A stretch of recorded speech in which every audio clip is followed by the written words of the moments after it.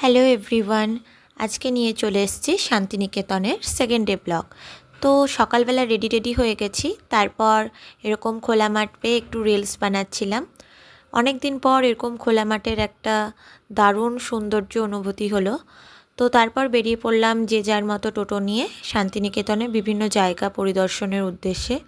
তো সর্বপ্রথম এই বটগাছটা দেখো কত সুন্দর। এই সম্বন্ধে একটু বোলপুরে কাকুর কাছ থেকে শুনে নেব। বাড়ির সম্বন্ধে বলতে যে এক পাই তাল গাছ। হ্যাঁ হ্যাঁ, এটা হচ্ছে কাঁচের ঘর, এখানে রবীন্দ্রনাথ ঠাকুরকে রাখা হয়েছিল।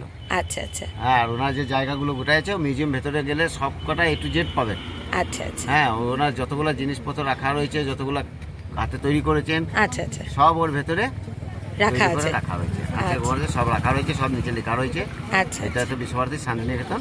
আচ্ছা, আপনি এখানকারই বাসিন্দা? আমি এখানকারই, বোলপুর। আচ্ছা, আমার নাম হচ্ছে রঞ্জিত রায়। অসংখ্য ধন্যবাদ। আমরা কাকুর কাছ থেকে আরও অনেক ইনফরমেশন নেব। আজকে কাকুরই টোটোতে আমরা যাত্রীবাহী। তো আর একবার আপনাদের দেখিয়ে দিই।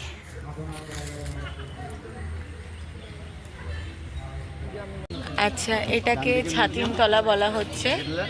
তো এখানে প্রথম দোল খেলা হয়, শান্তিনিকেতনের যে ফেমাস দোল খেলা প্রথমে এখানে হয়, তারপরে এখান থেকে সেটা ছড়িয়ে যায় বিশ্বভারতীর আশেপাশে। খুব সুন্দর একটা পরিবেশ, চারিদিকে সবুজে ঘেরা। এই আমাদের বিশ্বকবির দেশ।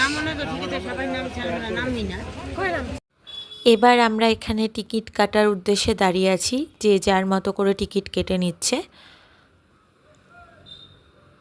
সবাই এখানে অপেক্ষা করছে কার কখন সময় আসবে। তো আমরা একটা লাইন করে দাঁড়িয়েছিলাম।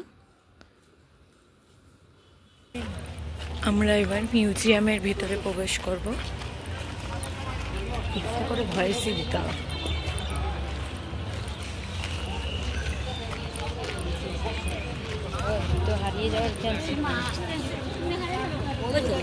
এখানে সমস্ত জুতা খুলে ভেতরে প্রবেশ করতে হবে। মিউজিয়ামের ভিতরে যেহেতু ক্যামেরা অ্যালাউ নেই, যারা তোমরা গেছো অনেকেই জানো, তো সেখানে ক্যামেরাবন্দি না করে আমরা বাইরে চলে আসলাম। সেখানে সমস্ত কিছুটা দেখে খুব সুন্দর, মানে রবীন্দ্রনাথ ঠাকুরের যাবতীয় যা যা জিনিস তিনি ব্যবহার করতেন, পাশাপাশি যা যা তার সাথে রিলেটেড সমস্ত জিনিস খুব সুন্দরভাবে সাজিয়ে রাখা হয়েছে।